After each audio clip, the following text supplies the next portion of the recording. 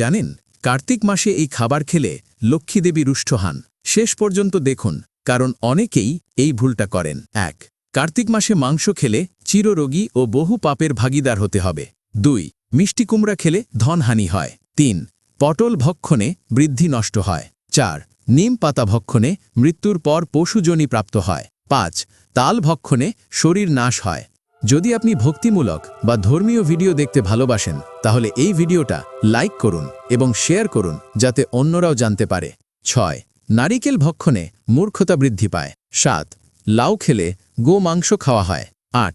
শশা খেলে গোবধ করা হয়। ৯. শিম ভক্ষণে পাপ হয়। ১০.